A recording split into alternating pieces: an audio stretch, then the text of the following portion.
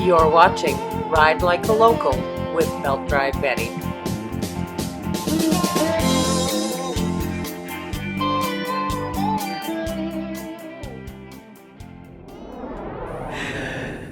Terry is going to tell us a little bit about this beautiful sidecar. It has quite the history. So Terry, tell me a little bit about this particular machine. Well, this sidecar unit here is it's a user. It's been restored, but they used it all the time. The shop foreman for Trev Deeley's on 606 Broadway rode this in every toy run, dressed up like Santa Claus, and his wife would go in as Mrs. Claus. Diane always had the outfit, and I took tons of pictures of them riding this thing here. And when Carl ended up retiring, they put this into storage and then eventually brought it into the museum. The amount of history that's in this exhibition is only approximately 1/4 of the bikes that are actually part of the Deeley collection. We're looking at somewhere around 60 bikes, but there's more like about 250 in the collection, correct? I would say we're probably closer to 300. Now, that 300 is stationary bikes within our confines. That doesn't talk about the ones that are out there willing to be loaned into us to put on display. There's lots of guys out there who trust us that will take care of their bikes when they're here. I think that necessity is the mother of invention, because young people back in the 40s and 50s really didn't have a lot of money. They had to be creative, and that creativity is what we see in our motorcycles today. Creativity, it reached its high point during the war when good gasoline was not available. And I'm a life member of the Royal City Rockets. And some of the old members say, oh, you guys have it so good today. I remember when, and off they go. But during the war, a lot of them used a mixture of kerosene and benzene. Now, I don't know if you know it or not, but benzene comes in those little round balls that you find at the bottom of the urinals in the bathrooms. You mix those up, and it gives you a higher octane rating. And the guys made their own fuel. And yeah, invention, that's one of the reasons why I really like hot rods and motorcycles, is there's always something better you can do.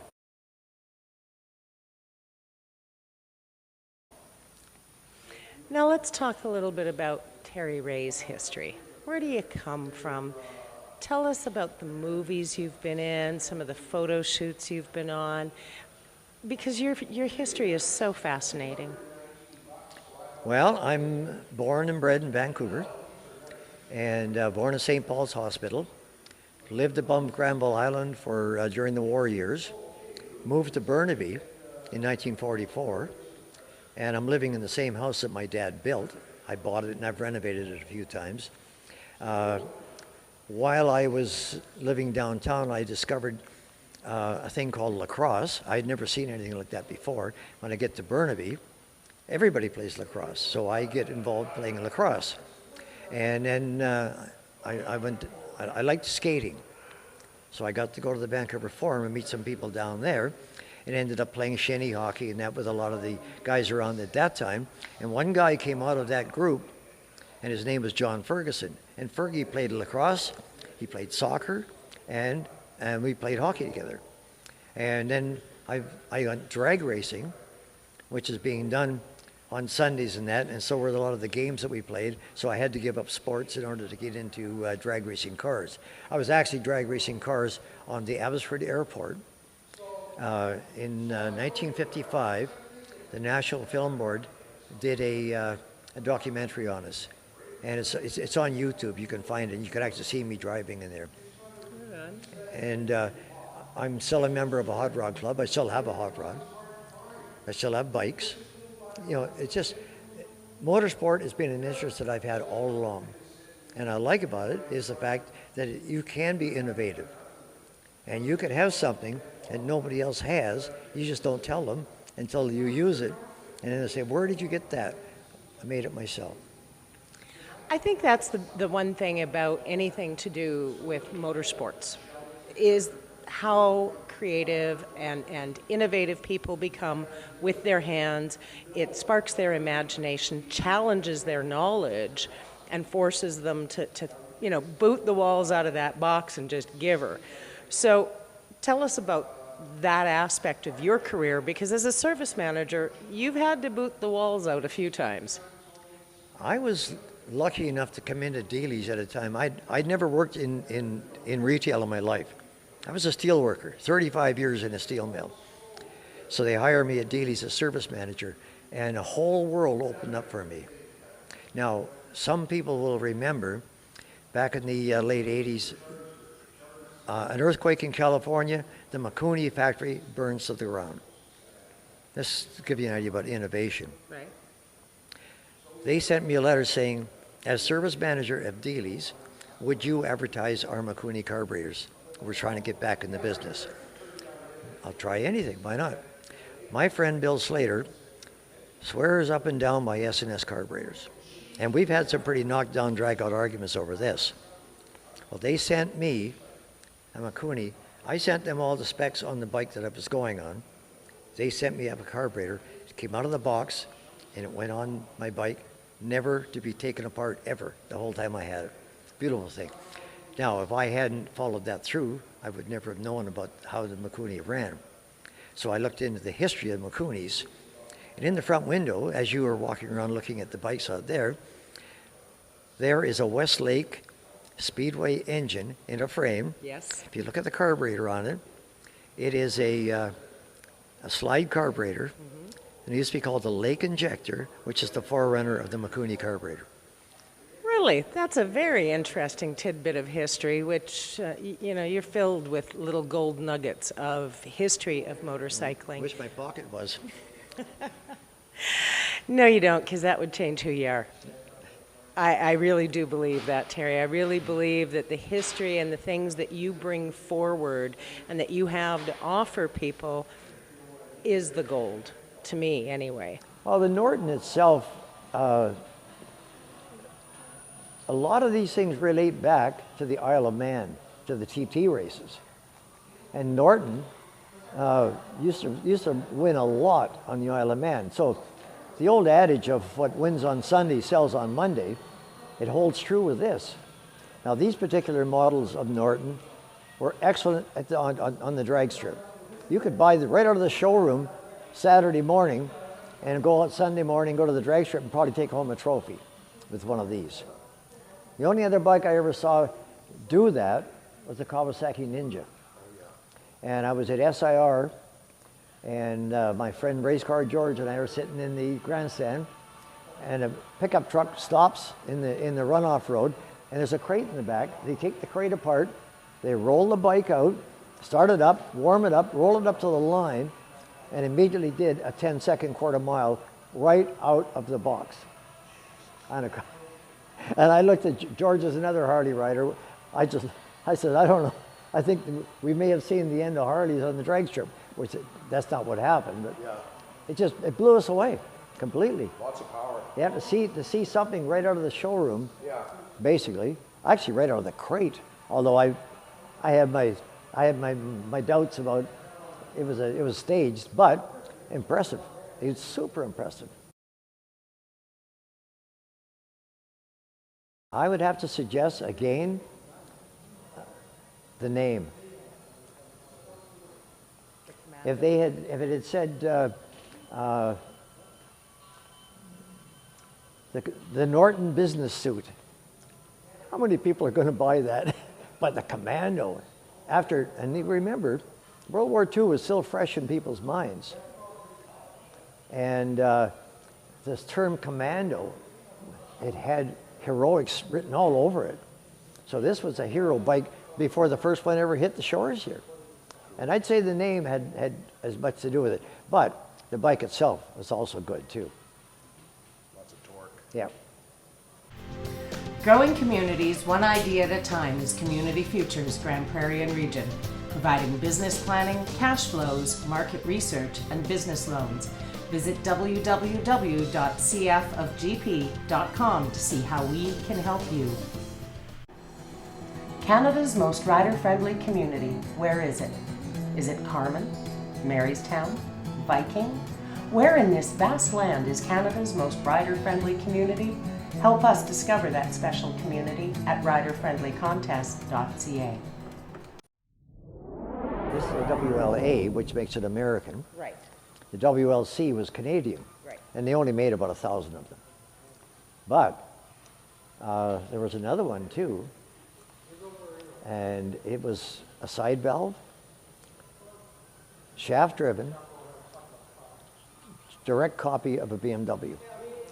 And Harley Davidson were the war effort in 1942. Rommel was beating the Allies on the desert. So they take this bike from Rommel's motor pool, send it back to the factory, and they told Indian to build 1,000, and they told Harley build 1,000, and they wanted bikes built like the BMW, so they wouldn't seize up, and shaft driven, so they wouldn't be breaking chains and stuff on the desert. And they both jumped in. A lot of the Harleys never made it out of North America. None of the Indians did, because by the time that they if you know the history of the World War II, you know, by that time Rommel had taken his cyanide tablet and done himself in, so they really didn't need to beat him on the desert anymore. So those bikes became war surplus before they ever got finished. And that was, and they're very rare today. They're called an XA, and we've actually got one of each in our storage in the back. But this was the mainstay. And a lot of people don't know, but during the war effort, a very, very rare bike would have been an EL sidecar unit in military colors. They used them for taking generals around in sidecars and that. And they were a knucklehead. In 41, you could not buy an Indian because they were all going in the war effort. Yeah. Harley Davidson kept back 25% of their production to feed the civilian population. So what happened was, anybody who wanted to buy a big bike would buy Harley. An Indian went down. That was the beginning of the end for them. Oh, yeah. Because they weren't able to provide the bikes, so now more people switched over to Harleys, and many didn't go back. The next sliding scale of sliding off into oblivion, they did not progress to overhead valve engines.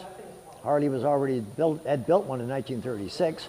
They also started building their own small motors, which were a direct copy of the Royal Enfield.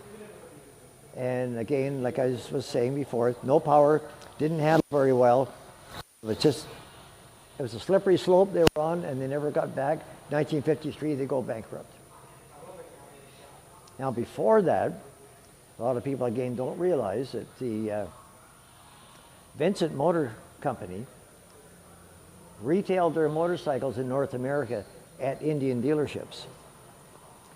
So somebody got the bright idea, well, why don't we take the Vincent running gear, which is overhead valve, and put it into the Indian frame, which is actually very attractive, but behind the times.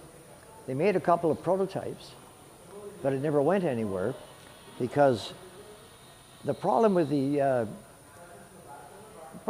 Indian company is that it was being run by bean counters with no imagination.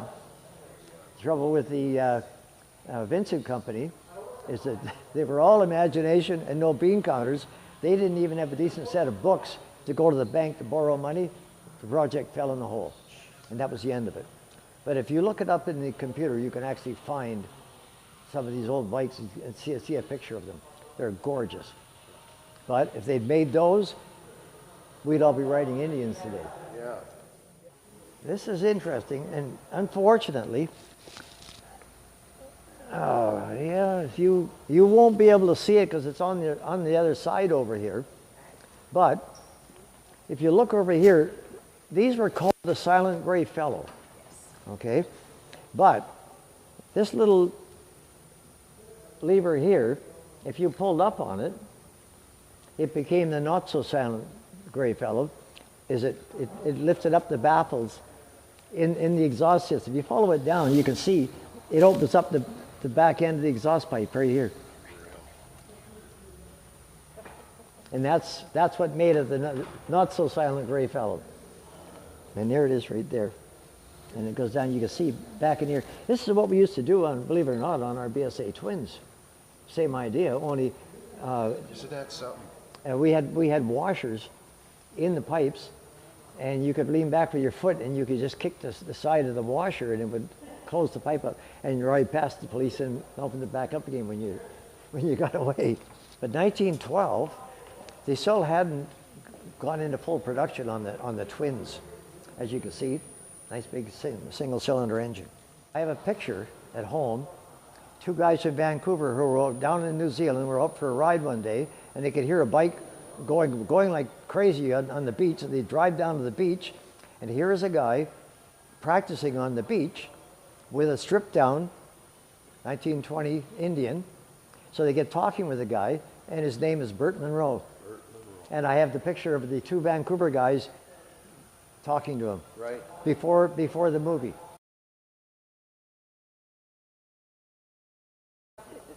Bert Monroe is probably the character to end all characters. He had something that if somebody has a project in his mind and he wants to see it out to the very end, he has to adapt selective hearing. You only hear the things you want to hear. So when they told him when he went to Bonneville that the bike is unsafe and we won't let you drive that here, he didn't even listen to them. He just went ahead and did it anyways. The hot rod guys, give you an idea of what hot rod guys are like, they all went up to the people that were in charge and said, "What do you mean you can't let him run? He come all the way from New Zealand to run the bike, at least let him do one run." And they finally talked him into letting him go. The picture of him shaving the tires, actually taking the tread off the tires and using shoe polish to cover up what he cut, that's a true story. And then he went out and started driving. Well, if you know the layout of Bonneville, you go through 5 different traps, and the hot rod guys almost went nuts because at each trap he was going faster, and he almost made it to 200 miles an hour. Right.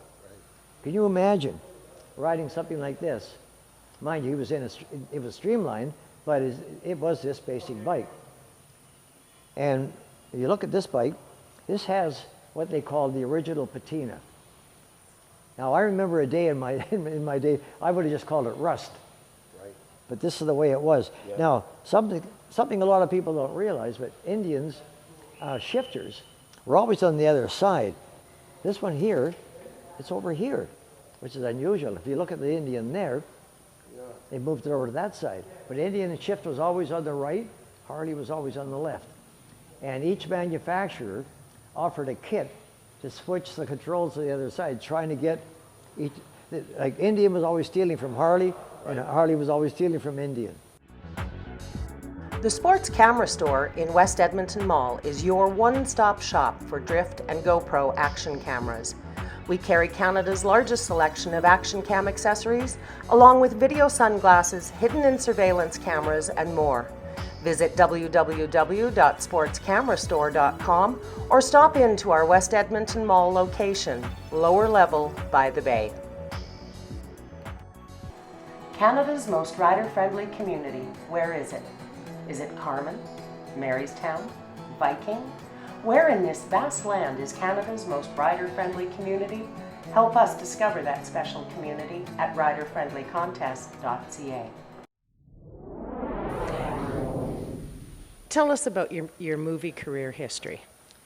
Well, movies it was just, again, being in the right place at the right time. Now, I'm very lucky to have a friend in Vancouver here who's extremely famous, Red Robinson.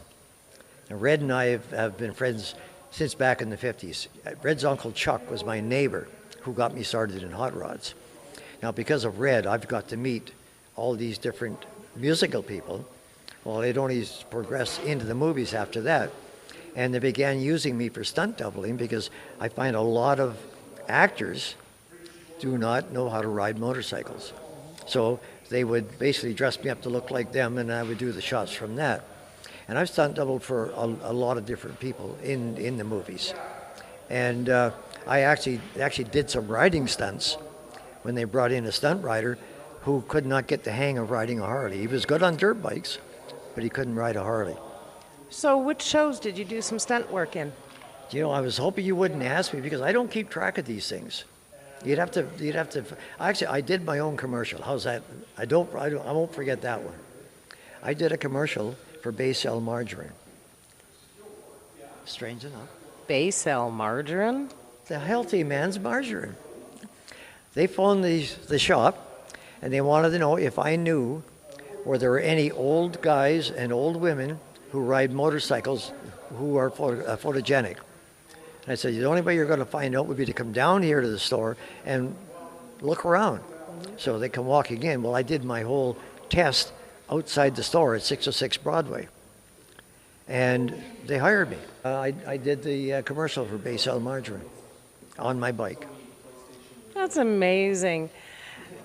I find it kind of interesting how self-deprecating you are in that you know all this history of all of these motorcycles, all of these other people in this community, and you've lost track of which movies you've been in. Well, you have to forget something in your life, so I can't even squeeze the gray matter. I do know I did Murphy's Law with George Segal. I stunt double for him. And Josh Mostel was in that. And Maggie Hahn. Mm-hmm. That I remember. Probably because of Maggie Hahn, but I had some good memories. But it's a matter of trying to squeeze the gray matter and getting that stuff to come out. Well, and I think, too, that you're a little bit of a ladies' man. Come on, there's not much of me here to be a ladies' man. Yeah, right, okay. Tell me, Terry, what is your most favorite memory to this point about being an employee at Trev Deeley's? I would have to suggest I really miss the shop at 606 Broadway. Bad part of town, panhandlers, prostitutes, drug dealers, gangs. It was always something going on. And I had the alarm code and the key, so I would get the calls in the middle of the night to go down there. Because not many people like going into that neighborhood at nighttime. Right. Me, who could care less. I grew up like that. Mm-hmm. And I'd say, I miss the old store. It was, we're getting to be too sterile.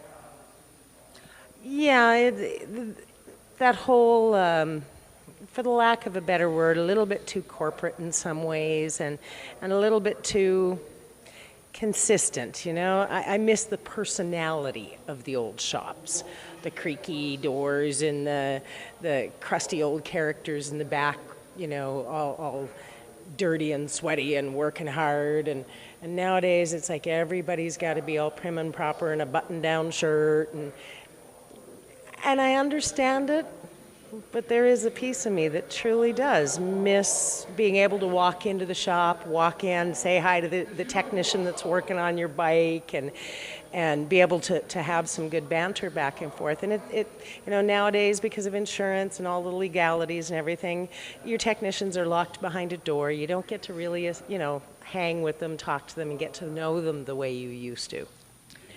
Out of all the motorcycles you've ridden in your lifetime, what is that one special one that has your heart? Well, again, I'm looking back in the 50s when I was riding bikes that were too big and too fast for a guy my size, and yet I just kept doing it, hoping that sooner or later I'm going to catch on to doing this. But one of the good rides I had was when my friend Dayton McKenzie let me drive the 750 flat tracker of Trev's on a half-mile track, and I had never driven on anything that big in my life, and it was so thrilling. I could almost feel the blood running through my veins as I was doing it, and I know probably I wasn't going as fast as I thought I was. And when I gave it back to Dayton, I said, I got to get me one of these. I never did, but I'd say little things like that. It's hard to pick out any one motorcycle that didn't exhilarate me. That seems to be something that a lot of people talk about, especially people who have had a long history with motorcycles. They find something that they can appreciate and love about every mark, every model. It doesn't matter. Tell me how many Airstream trailer owners there are in this world who could spend an afternoon just going down to the local RV shop and just looking at things and meeting people that they've gone away and rode with. I can do that in any bike shop in the Lower Mainland here, and have done it. And I'm guaranteed that I'll know somebody there. What's the most memorable trip you've ever taken on your motorcycle? Oh, let's see now. I used to ride by myself a lot, so there were a lot of times when I created my own memories. I'd have to suggest my friend Bill Slater and I, who also worked at the steel mill with me too, by the way. Okay. And when I started at Deeley's, I hired him. Direct nepotism. And we've been riding together for years. We decided to go down south after Mount St. Helens went up. We were going to go down, go through the Stevens Pass, and come up and meet all our friends in Soyuz. You met Dale. Yes. And they were all meeting us in Soyuz. So we drove up to Stevens Pass, going to Leavenworth, which is a beautiful little town. It's like a Swiss village. So on the way up there, we got caught in a rainstorm. Drowned us. We couldn't even ride. I mean, I've ridden in rain, but this stopped us completely. So we parked the bikes, and out in the middle of a field, there was an old car. And I told Bill, I said, come on, let's get over there. We get inside the car until the rain stops. So we hide over there, and the rain finally slowed down. I said, oh, by the way, Bill, when we get out of the car, we start going towards the fence. If those animals start coming towards us, start running. He said, why? They're only cows. And I had to remind him, cows have got 4 things hanging down. Those only have 1. Those are bulls. We're in their territory, and they're not going to like us. Okay, so sure enough, they come after us, and we ran out, laughing our heads off, get on our bikes, and we go up to Leavenworth. We get in the bar up there, and our clothes, where we're standing, is creating puddles. And the bartender up there, she said, well, tell you what, put your coats over the back of chairs against the railings here, and we'll see if we can dry them out for you. Well, that lasted till 4 o'clock in the morning. After they had kick-out time, they kept us there. So finally, her husband made her go home. So we walk outside. There's a police car parked across the street. And I thought, oh, this ain't good. And I told Bill, I said, let me do the talking. I walk over and ask the guy, excuse me, we've been having some adult refreshments in the bar there. We don't want to ride our bikes because, we've had a few. He said, already we just throw our sleeping bags out in the lawn here, and we'll be out of here in the morning. He said, I can't let you do that. And I thought, why would that be? No, it's nothing to do with you guys. She said, but if you look over that bench over there, you see that hippie over there? He said, watch. Okay, he said, 5 more minutes. He says, and then you'll see. And he says, I know you. Now I'm thinking to myself, now what have I done in Leavenworth, Washington? This guy's going to know who I am. It turned out that we had raced cross-country racing in Washington State, and he recognized me. Now Bill says, can we ever go anywhere that you're not going to know somebody? I said, no. It's pure and simple. Then sure enough, on the hour, up comes the sprinkler system and just drowns the hippie on the bench. He said, good. He said, now follow me. He says, there's a big rock up in the highway. We'll put you in behind that. He said, I'm back and forth every half hour. He says, I'll make sure nobody bothers you. And that is one of the stories from my trips. And what would be your favorite Canadian road to ride? Well, I'd say Duffy Lake is probably riding north through Whistler, through Pemberton, turning east and following it all the way down. And when I do that, I have a choice of 2 or 3 different ways I can come home. If I want to stay overnight, I can head on down and go through a Soyuz and into the States and come back on Highway 20. Or I can go down the Fraser Canyon, or I can go over and come down the Coquihalla, which is too sterile for me, actually. But I like the choices you could have to do that. Now, outside of British Columbia, have you ever done any riding across Canada?